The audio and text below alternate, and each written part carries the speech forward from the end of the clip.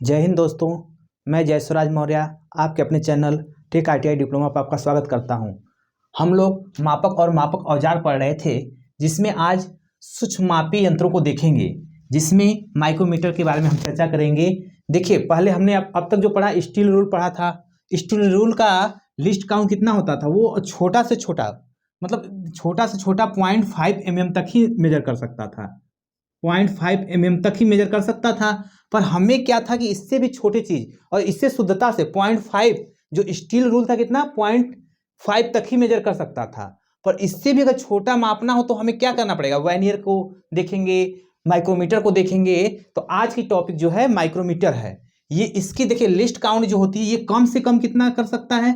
0.01 mm तक नाप सकता है। देखिए इसका कितना से कम है, इससे बहुत ज्यादा कम हो गया। तो ये है माइक्रोमीटर। देखिए माइक्रोमीटर के बारे में एक बहुत जो एग्जाम में क्वेश्चन पूछा जाता है, माइक्रोमीटर का ये डायग्राम बना हुआ है। माइक्रोमीटर में पूछा जाता है ये माइक्रोमीटर किसके सिद्धांत पर कार्य करता है? तो आप हम ये जानिए कि ये नट और बोल्ट के सिद्धांत पर कार्य करता है। ये एग्जाम का इंपॉर्टेंट क्वेश्चन है कि माइक्रोमीटर किस सिद्धांत काम करता है? नट और बोल्ट पर काम करता है। माइक्रोमीटर का डायग्राम देखते हैं कि माइक्रोमीटर होता कैसा है। तो देखिए माइक्रोमीटर जो ये डायग्राम बना है ऐसे ही होता है। इसमें सी टाइप का, इसे बोलते हैं फ्रेम बोलते हैं।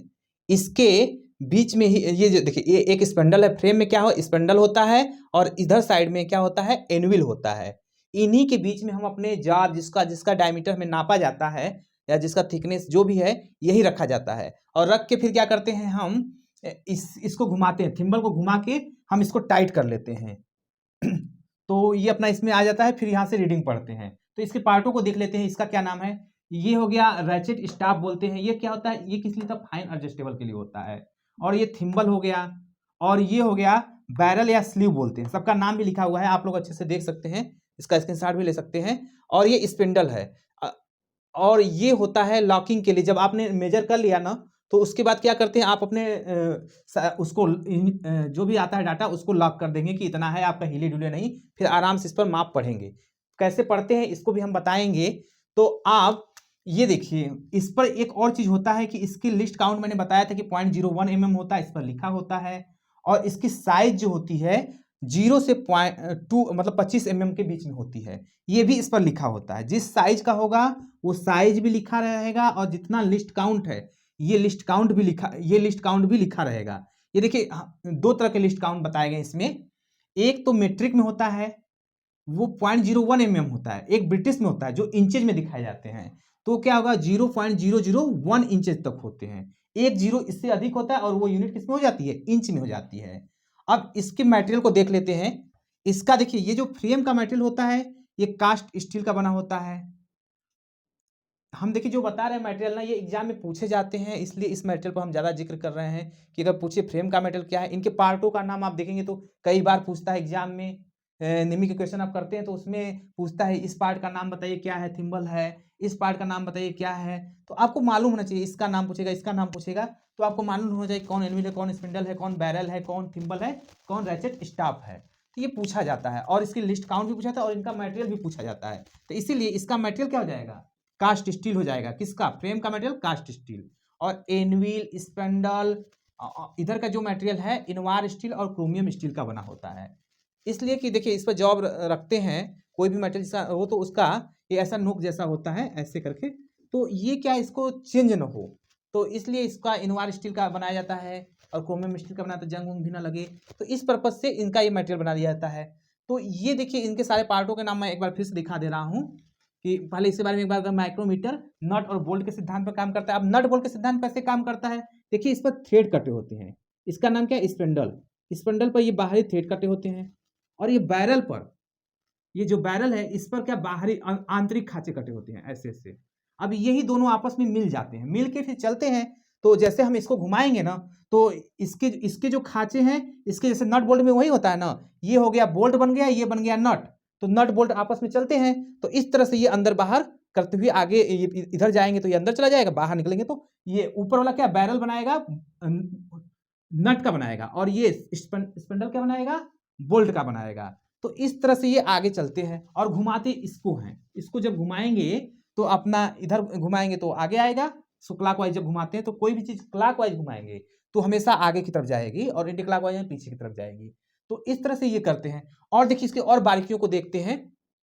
अब जैसे ही हमने यूनिट ले लिया फिर इसको लॉक कर देंगे। तो हम ये बताएं कि ये नट और बोल्ट के सिद्धांत पर काम करता है। एग्जाम के लिए इंपॉर्टेंट क्वेश्चन है, इसको आप जरूर रट लीजिए। इसके मटेरियल हमने बताया, इन दोनों का मटेरियल इनवार स्टील और क्रोमियम स्टील होगा, ये भी इंपॉर्टेंट है। इसका फ्रेम का मटेरियल कास्ट स्टील है, ये भी इंपॉर्टेंट है। और लिस्ट काउंट जो मीट्रिक में होता है 0.01 mm इस पर लिखा रहता है। और ये इसकी साइज भी जिस साइज की आती है वो भी लिखा रहता है, मतलब ये इस साइज से इस साइज के बीच में नाप सकता है। ये फ्रेम हो गया, एनविल हो गया, स्पिंडल हो गया, ये सबके नाम आपको रटे होने चाहिए, ठीक ना। स्पिंडल लॉक के लिए ये होता है। और इसमें देखिए ये लॉकिंग स्क्रू है, ये जो स्क्रू है लॉकिंग स्क्रू बोलते हैं। इस टोटल को बैरल बोलते हैं, इसको थिम्बल बोलते हैं, इसे रैचेट स्टाफ बोलते हैं। तो अगर देखिए हमने कोई मेजर लिया तो इसमें क्या होता है ना, इससे तो हम तो बड़ा करते हैं कब, इसका तब यूज करते हैं जब बहुत फाइन करना हो, फाइन एडजस्ट करना होता है। तो जब उसमें क्या होगा, इसके भी जब जैसे जॉब रख के हम इसको टाइट करते हैं और फिर जब उसको करते हैं ना हल्का सा, तो वो चट की आवाज आती है, तो अब हम वहां रुक जाते हैं, अब उससे आगे हमारा टाइट नहीं हो सकता।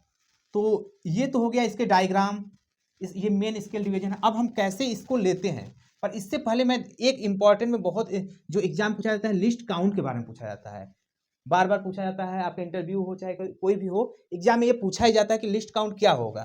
तो देखिए इसके लिस्ट काउंट का ये जो फार्मूला है, पिच अपान थिम्बल पर खानों की संख्या।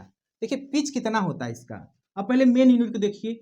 मेन यूनिट में देखिए 1 है, 2 है, 3 है, 8 तक बना हुआ है, और 0.5 भी हर एक खाने में बने हुए हैं। तो देखिए पिच वो होता दूरी होती है जो एक चक्कर में चली जाती है। जैसे एक चक्कर में अगर ये घूमेगा तो कितना दूर स्पंडल एक चक्कर घूमता है, तो पिच हमेशा कहीं भी पिच पूछे तो एक चक्कर में जितनी दूरी घूमेगा उसे ही हम पिच कहते हैं। तो देखिए इसमें 0.5 mm घूमता है। तो ये हो गया इसका लिस्ट काउंट।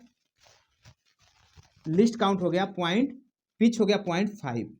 और थिम्बल पर खानों की संख्या, देखिए थिम्बल पर खानों की संख्या अगर मीट्रिक में जब निकालते हैं ना तो 50 होता है। कितना होता है? 50 होता है। अब इसको काटिए, कितना आएगा? 0.01 mm आएगा। मीट्रिक में निकाल रहे हैं तो 0.01 mm आएगा। ये क्या हो गया? मीट्रिक में अल्पतमांक लिस्ट काउंट हो गया। एग्जाम में पूछा जाता है, आपको ये फार्मूले रटे होने चाहिए कि लिस्ट काउंट बराबर पिच और थिम्बल पर खानों की संख्या। अब हम आते हैं, ये तो मीट्रिक के लिए हो गया। अब दूसरे ब्रिटिश वाले के लिए देखते हैं। ब्रिटिश वाले के लिए लिस्ट काउंट का फार्मूला सेम रहेगा, पर इसके लिए और थिम्बल पर खानों की संख्या रहेगा, पर थोड़ी सी उसके लिए आपको बारीकी एक जाननी पड़ेगी कि जैसे ये 1 इंच से लेके कई साइज में आता है। तो पहले आप इसमें क्या होता है, 1 इंच, जैसे ये 1 इंच है, ये देखिए 1 इंच है। अगर 1 इंच को पहले क्या करता है, ये 10 भागों में बटा होता है,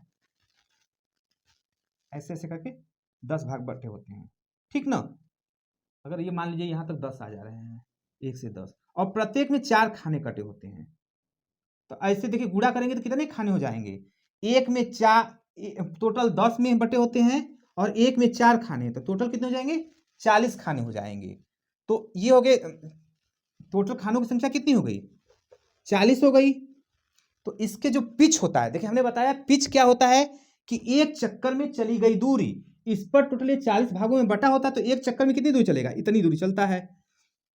तो अगर खानों की संख्या 40 है, आप बचपन में पढ़े होंगे, अगर खानों की संख्या 40 है तो एक खाने में कितनी दूरी चलेगा? 1/40 हो जाएगा, और ये हो जाता है इसका पिच हो जाता है। क्या हो जाता है? ये पिच हो जाता है। अब देखिए फार्मूला में रखिए, इसके लिए लिस्ट काउंट कैसे निकालेंगे? ये किसके लिए है? ब्रिटिश के लिए निकाल रहे हैं, ब्रिटिश के लिए। अब देखिए ब्रिटिश के लिए हो जाएगा यहां पर लिस्ट काउंट, दिख रहा है ना? एक मिनट देख लेता हूं, हाँ दिख रहा है लिस्ट काउंट। अब इसमें देखिए पिच कितना है? 1/40 हमने बताया। और एक चीज इसमें देखिए, इसमें जब तो थिम्बल पर होता है ना, इसमें तो 50 रहेगा, इसमें कितना रहता है? 50 खाने होते हैं। किस पर? थिम्बल पर इसमें कितने खाने होते हैं? 25 खाने होते हैं। किस पर? थिम्बल पर 25। ये भी थिम्बल लिख दे रहा हूं, थिम्बल खाना, ऐसे आप करके आपको याद रहे, ये याद करने वाला। जब इसमें 25 खाने होते हैं तो 25, देखिए थिम्बल पर खानों की संख्या 25 यहाँ आ गया, अब देखिए 1/40 का गुणा नीचे हो जाएगा 1000 हो जाएगा। जब इसको भाग देंगे तो 0.001 इंचेज आ जाएगा। तो ये इस तरह से हम क्या करेंगे, ब्रिटिश का भी लिस्ट काउंट निकाल लेंगे। अब देखिए फिर से मैं बता दे रहा हूँ, ब्रिटिश का निकालने के लिए फार्मूला सेम है, सिर्फ क्या करते हैं 1 इंच को 10 भागों में बटा होता है तो हम बांट देते हैं, फिर प्रत्येक खाने को 4 भागों में बांटते हैं, तो इस तरह से 10 चौके 40 भाग में बटे होते हैं। तो एक खाने का मान निकालते हैं क्योंकि पिच यही है एक खाने का मान, तो 1/40 हो जाएगा। और लिस्ट काउंट कितनी है, नहीं सॉरी, अब फिर थिम्बल पर खानों की संख्या हमने बताया था, थिम्बल पर खानों की संख्या 25 होगी, तो हमने 25 से भाग दे दिया क्योंकि फार्मूले में है। फिर इसको जब भाग दिए तो कितना आ गया, 0.001 इंच आ गया। ये ब्रिटिश के लिए है। ये किसके लिए है, ब्रिटिश के लिए है लिस्ट काउंट। ये एग्जाम में इंटरव्यू में अक्सर लिस्ट काउंट के बारे में पूछा जाता है, कैसे निकालेंगे, इनका सारा का नाम आपको याद रहना चाहिए। ये अब आगे बढ़ते हैं, इसमें कुछ त्रुटियां होती हैं उसके बारे में देख लेते हैं, और इससे पहले आपको एक रीडिंग लेके दिखा देते हैं कि रीडिंग कैसे लेते हैं।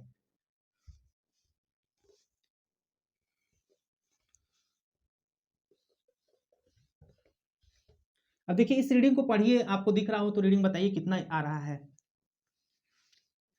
देखिए इसमें पहले क्या करते हैं, मेन स्केल पर खानों की संख्या, मेन स्केल पर खानों की संख्या कितनी है, मतलब मेन स्केल पर जो रीडिंग आएगा कितना आ रहा है, मेन स्केल पर रीडिंग देखिए 8 आ रहा है, 8 mm आ रहा है। अब सब डिवीजन एक होता है, मतलब जो वही 0.5 वाला 0.5, देखिए एक ये आ रहा है ना, एक जो छोटा वाला रीडिंग आया तो ये 0.5 mm का होता है, तो इसको ले लेते हैं। फिर इसका ले लेते हैं, थिम्बल पर डिवीजन, थिम्बल पर रीडिंग लेते हैं, थिम्बल की रीडिंग। अब देखिए इसको हमने बोला थिम्बल है, थिम्बल पर देखिए ऐसे गिनते हैं, ये दिख रहा होगा, एक है 0 से 1 2 3, ठीक, 3 पर अगर ये जो डाटम लाइन है इससे अगर 3 मिल रही है तो ये 3 हम ऐसे ले लेते हैं, ये 3 और इसके लिस्ट काउंट से मल्टीप्लाई कर देते हैं। लिस्ट काउंट कितना है इसका, अभी निकाले थे mm, इसके लिए 0.1 mm, तो कितना हो गया इसका 0.03 हो गया। अब इन सबको जोड़ देते हैं, अब इसको जोड़िए, कितना हो गया, ये 3 हो गया, ये 5 हो गया और ये 8 हो गया। इतना mm ये रीडिंग दिखा रहा है। इस तरह से आप लोग रीडिंग निकाल सकते हैं। अगर हमने नापा फिर ऐसे रीडिंग निकालते हैं तो ऐसे ही निकालते हैं, आपको आनी चाहिए इस तरह से कैसे हम इसको निकालेंगे। तो ऐसे ही अगर कुछ भी रीडिंग दे दिया जाए, यहाँ 7 पर है तो 7 ले लेंगे, 0.5 रहा तो 0.5 लेंगे, फिर वैसे ही लिस्ट काउंट का करके इसमें जितने खानों की संख्या थिम्बल पर होगी उसको हम मल्टीप्लाई कर देते हैं। तो इस तरह से हम अपना रीडिंग निकाल लेते हैं। तो आइए अब और देखते हैं। अब तो आप लिस्ट काउंट इसका रीडिंग निकाल सकते हैं कि कैसे रीडिंग निकालते हैं। आइए अब एक और चीज देखते हैं जो इसके बारे में इंटरव्यू या कई जगह पूछा जाता है, त्रुटियां, कुछ इसमें त्रुटियां होती हैं, इसको हम मिटा देते हैं। देखिए अगर ये हमारा अगर अच्छा त्रुटि इसमें ना होगी तो इसका ये 0 इस डाटम लाइन से मिलेगा। अगर हम इसको पूरे लॉक करेंगे, इन दोनों को मिलाएंगे तो ये क्या आ जाएगा, ये 0 पा जाएगा और ये भी 0 पा जाएगा। तो जैसे ये पूरी तरह से बंद वो करेंगे, क्लोज करेंगे, तो इसका 0 इससे और इस डाटम लाइन से मिलना चाहिए। अगर नहीं मिलता है तो क्या होता है, देखिए अगर हमारा ये 0 यहाँ पर आ जाता है, ये 0 कहाँ जाता है, यहाँ पर आ जाता है, ठीक ना, ये 4 के पास में रख देते हैं, 4 ये मान लेते हैं कि ये 4 है, तो ये जी अपना यहां पर आ गया। तो इस त्रुटि को क्या कहते हैं, अगर 0 मेरा यहां पर आ जाता है तब इस त्रुटि को क्या कहते हैं, इसको बोलते हैं ऋणात्मक त्रुटि। क्या बोलते हैं, ऋणात्मक। इसको क्या बोलते हैं, धनात्मक त्रुटि। अब क्या होगा, ऋणात्मक में क्या होगा, देखिए इस तरह से रीडिंग बन रही है, अगर ये डाटम लाइन है, ऊपर कर लेते हैं, ये डाटम लाइन है तो इससे पहले ये यहां तक आएगा, ठीक ना। देखिए कुछ घट गया है, इसमें से कुछ घटा है ना, ये घटा है, छोटा हो गया, तो इसीलिए इसे क्या बोलते हैं, ऋणात्मक बोलते हैं। ये देखिए ऊपर वाला, और इसमें देखिए ये डाटम लाइन है, अब ये हमारा नीचे से जा रहा है, तो कुछ देखिए फिर अपना ये यहां तक आ जा रहा है, तो कुछ क्या हुआ, इसमें जुड़ गया है, इतना जुड़ा है, इतना जुड़ा है ना, तो इसको क्या बोलेंगे, धनात्मक त्रुटि बोलेंगे। अब देखिए ये त्रुटि अगर है तो इसमें क्या करेंगे, मान लीजिए हमारा रीडिंग कितना आया था उस समय 8.53 mm आ गया था, जब अभी हम निकाले तो देखिए कॉपी में यही आया था। पर ये 0 अगर यहाँ पर, जैसे ये 0 यहाँ पर ना होके अगर इधर होता तो क्या होता है, ऋणात्मक में जुड़ जाता है। बस ये याद कर लीजिए, नहीं तो ज़्यादा दिमाग लगाने पर कन्फ्यूजन हो जाता है। इसमें ऋण में जुड़ेगा, अगर हम ऋण में हैं तो हमें क्या करना पड़ेगा, कुछ देना पड़ेगा, तभी हम बराबर में जीरो आएंगे। तो इसमें हम क्या कुछ दे देते हैं, तो इसमें प्लस कर देंगे। और ये देखिए खुद ही प्लस में है, क्योंकि हमें बैलेंस करना है। यहाँ पर हम बात क्या कर रहे हैं, बैलेंस करने की बात कर रहे हैं। तो बैलेंस जो माइनस में, उसे कुछ देना पड़ेगा, और जो ज्यादा है उसको पहले कहो कि तुम जाओ जीरो, कम में आओ, तो इसको माइनस कर देंगे। तो अब अगर देखिए, हमने बताया था कि 1 mm इधर भाग रहा है, जीरो अगर 4 के स्थान पर जा रही है, तो ऐसे मतलब 1 एक इतना का स्थान पर, तो 1 mm का अगर भाग रहा है तो 0.01 क्या कर देंगे, इसमें से जोड़ देंगे। इसमें क्या करें, जब ऐसे रीडिंग लेंगे तो इस त्रुटि को क्या बोलते हैं, ऋणात्मक बोलते हैं, और इसको धनात्मक बोलते हैं, क्योंकि देखिए कम हुआ है, ये रीडिंग कम आई है। और ये वाली त्रुटि क्या है, धनात्मक है। ये बार बार पूछा जाता है, कोई इंटरव्यू में पूछ भी लेता है, तो आपको मालूम होना चाहिए, ऐसे भी एग्जाम में भी आ सकते हैं। तो ऋणात्मक में हमने क्या किया, कुछ देना पड़ेगा, तो दे दीजिए। पॉइंट जितना का आ रहा है उसमें अंतर 1 mm का आ रहा है, तो इसको आप देखिए 8.54 mm आ जाएगा। तो ये इसकी वास्तविक रीडिंग सही रीडिंग आएगी। अब वही धनात्मक में अगर रीडिंग 8.53 है, तो इसमें क्या करेंगे, घटा देंगे, इसके पास ज्यादा है, तो 0.1 जब घटाएंगे, तभी देखिए घटाने से ये एडजस्ट करेगा, इसमें भी जोड़ेंगे तभी आके यहाँ आएगा, इसीलिए हम ये कर रहे हैं। तो कितना हो जाएगा, 8.52। तो ये आपका आ जाएगा, धनात्मक त्रुटि में ये रीडिंग आएगी, ऋणात्मक त्रुटि में ये आएगी। आपको मैंने अच्छे से बता दिया कि कब ऋणात्मक होगा, जब ये आपका इधर बाहर आ जाएगा तो ऋणात्मक हो जाएगा, और जब ये नीचे रहेगा तो धनात्मक होगा, क्योंकि कुछ जुड़ा हुआ है। ये हमने डायग्राम में भी दिखा दिया, और इसके थ्रू हमने बताया कि ऋणात्मक है तो उसको कुछ देना पड़ेगा, हमने जोड़ दिया, और धनात्मक में हमने घटा दिया, क्योंकि इसके पास एक्स्ट्रा था, जैसे ये एक्स्ट्रा था। तो इस तरह से हमने दो त्रुटियां देखी, जो एग्जाम की दृष्टि से बहुत इंपॉर्टेंट था। पर सबसे अधिक जो आपके लिए इंपॉर्टेंट है, माइक्रोमीटर होता कैसा है, और इसका लिस्ट काउंट क्या होता है, लिस्ट काउंट का फार्मूला क्या है, पिच जो लिस्ट काउंट है, पिच अपान थिम्बल पर खानों की संख्या। सारे पार्टों के नाम याद होने चाहिए, कि ये फ्रेम है, एनविल है, स्पिंडल है, बैरल है, ये लॉकिंग स्क्रू बना हुआ है जो रीडिंग लेके लॉक करते हैं। फिर इस पर थिम्बल है, ये सब नाम बहुत जरूरी है। थिम्बल पर है खानों की संख्या कितनी होती है, मीट्रिक में 50 होता है, ये मेन स्किल है। फिर ये थिम्बल हो गया, ये रैचेट स्टॉप होता है। तो ये सब जो है इंपॉर्टेंट आपको होना चाहिए। जो मैट्रिक में 0.01 mm होता है, ब्रिटिश में 0.001 इंचेज होते हैं। और हमने आपको इसके बाद बताया था कि कैसे रीडिंग लेते हैं, और फिर इसका धनात्मक त्रुटि और ऋणात्मक त्रुटि बताए थे। और ये अगर 0 0 से मैच कर गया तो तब शून्य त्रुटि होती है, कोई त्रुटि नहीं होती है। उस समय जो भी रीडिंग लेंगे उसमें ये सब घटाने का चक्कर नहीं रहता है। इस देखिए, ये स्क्रू जो दिया रहता है, इससे भी धनात्मक और ऋणात्मक को एडजस्ट करते हैं। अगर हमारा त्रुटि जैसे हो रहा है, तो इसको हम इससे एडजस्ट करके अपनी इसको 0 0 बैलेंस कर लेंगे। तो इस तरह से हमने माइक्रोमीटर का एक छोटा सा क्लास देखा, जो बहुत इंपॉर्टेंट है, एग्जाम में आपके लिए पूछा जाता है। तो आप इससे अच्छे से देख लीजिए, इसका स्क्रीनशॉट ले लीजिए। तो ऐसे ही हम एग्जाम की दृष्टि से पर डे ऐसे ही इंपॉर्टेंट चीज़ को देखते रहेंगे। और क्लास अच्छी लगी हो तो प्लीज़ लाइक और सब्सक्राइब करें, और दोस्तों को शेयर करें। Thank you.